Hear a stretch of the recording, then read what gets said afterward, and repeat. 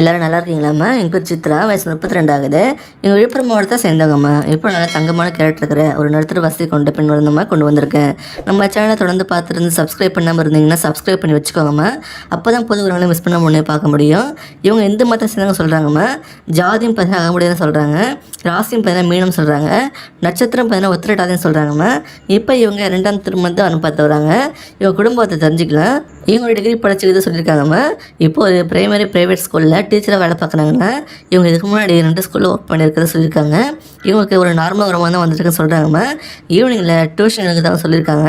எங்கள் அப்பா பார்த்தீங்கன்னா ஒரு பெயிண்டராக இருக்காங்கன்னா, கன்ஸ்ட்ரக்ஷன் பில்டிங்க்கு கான்ட்ராக்ட் எடுத்து பண்ணுறாங்களாம்மா. ஓரளவு நார்மலாக வேலை எப்போ வரும்னு சொல்கிறாங்கம்மா. கையை கடிக்காமல் வாழ்க்கை போகுதுன்னு சொல்கிறாங்க. எங்கள் அம்மா பார்த்தீங்கன்னா வீட்டையும் பார்த்துட்டு ஈவினிங்கில் பூ கட்டி வியாபாரம் பண்ணுறாங்களா. இவங்க கூட பிறந்தவங்க பார்த்தீங்கன்னா ஒரு அக்கா இருக்கா சொல்லியிருக்காங்க.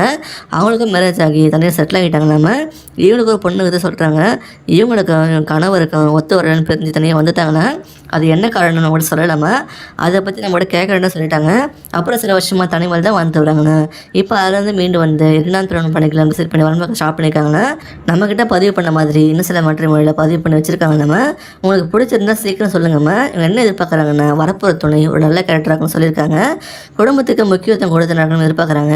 ஒரு மாதம் சம்பளத்தில் இருக்கணும்னு எதிர்பார்க்குறாங்க. கெட்ட பழக்கம் இல்லாமல் இருக்கணும்னு சொல்லியிருக்காங்கம்மா. இவங்க போன லைஃப் ரொம்ப கஷ்டப்படுறதால வரப்போகிற இந்த செகண்ட் லைஃபை நல்லபடியாக ஆகணும்னு எதிர்பார்க்குறாங்க. கடைசி வர ரிலேஷன்ஷிப்க்கு உண்மையாக இருக்கணும்னு சொல்கிறாங்கம்மா. உங்களுக்கு பசங்க தான் ஓகே சொல்லியிருக்காங்க.